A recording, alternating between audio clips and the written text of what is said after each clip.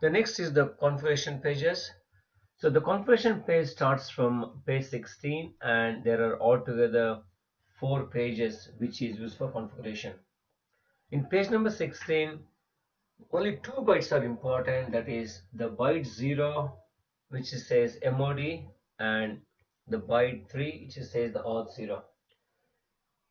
These bytes, byte 1 and byte 2, that says RFUI, they're all unused bytes, and I think the if you ever have to write to page 16, we have to keep these 2 bytes as zeros.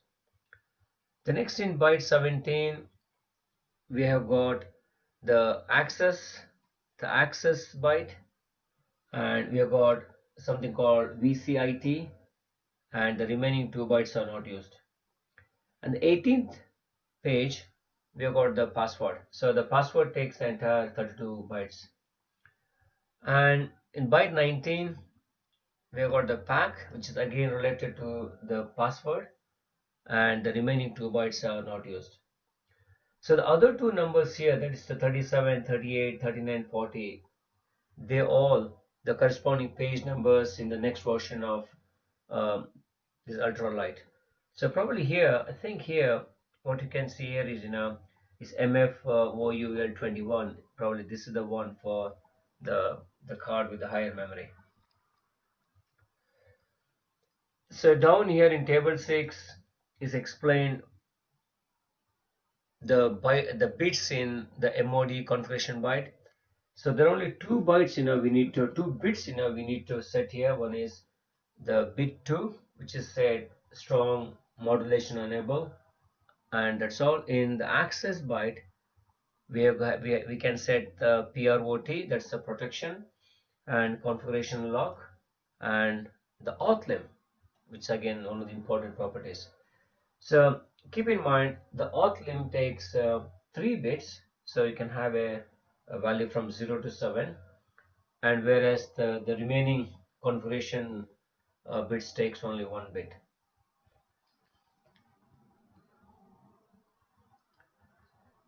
So we have the explanation about what these fields are.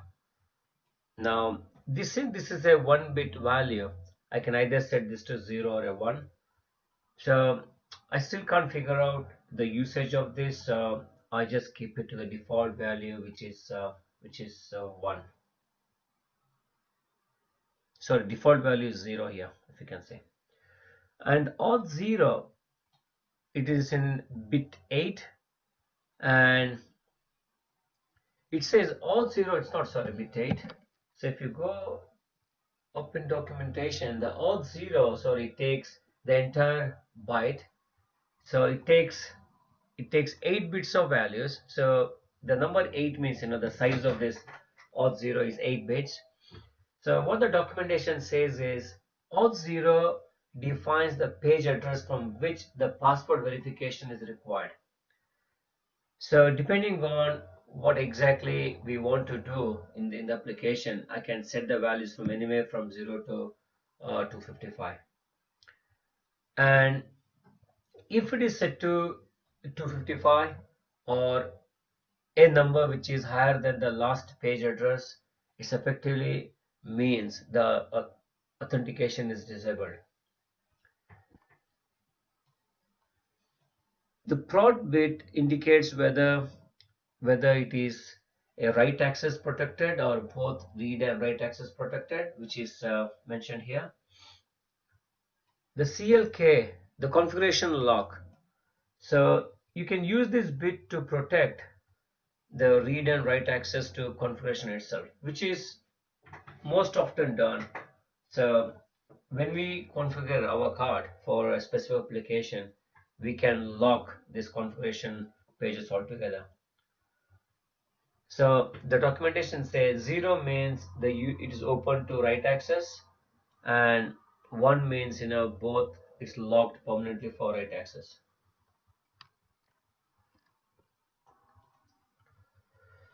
The next is Authlim. The documentation says limitation of negative password verification attempt. So this takes 3 bits, so you can have a combination from 0 to 7. So this basically tells how many times we allow for a wrong password verification, after which the card gets permanently locked. So I'm going to explain this all when we see the actual card.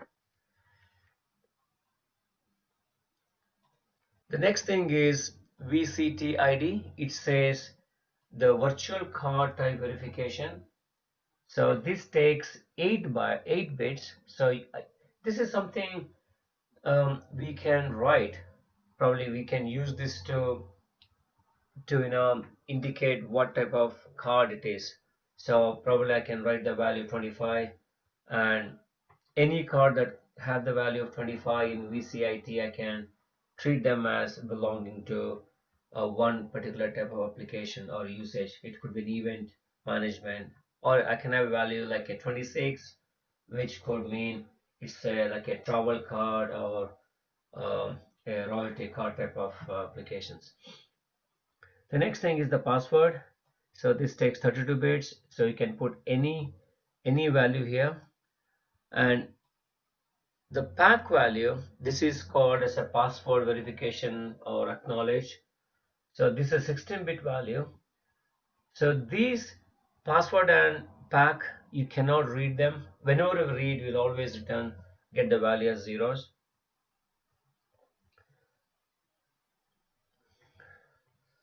So there's something important in this remarks section. As you can see here, the configuration log bit activates the permanent write protection of the first 2 configuration pages. So it's something, there's some important information here. This bit logs only the config 0 and config 1 pages, not the password or a path pages.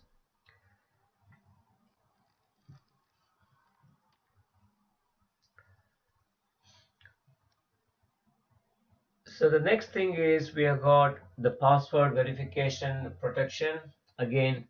So it mentions about how the password is stored, what the size of the password, and what is the initial values of auth0 and pack and so on. So the next section is again about password and pack. So what we have to keep in mind here is what it all means is the section 8.6 8.61 is we can write a 32-byte value as a password, and we can set from what page number we want the verification to start, and we can also write the value of the pack.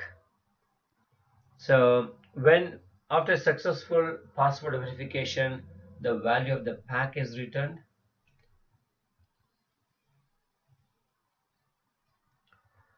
And next thing is all about how the Authlim field works. So it says the initial value is zeros here. So when the value is 0 means we are not limiting any negative password verification. So we will let any number of wrong passwords, which is not used most often. So you can go up to a value of 7 maximum. So after that, so all your password protected access rights will be completely disabled. For example, if we protect the memory for read and write, and after this Authlim exceeds, you cannot read and write at all.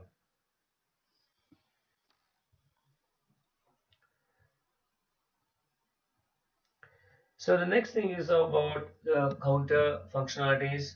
As I mentioned before, there are 3 counters in this type of tags, and each counter is of size 24-bit, and these are the one direction counter. You can keep on incrementing, and it also says the initial value of the counter is 0, and they are pretty simple when you read. It also speaks about various commands, which I'm going to explain in the later videos.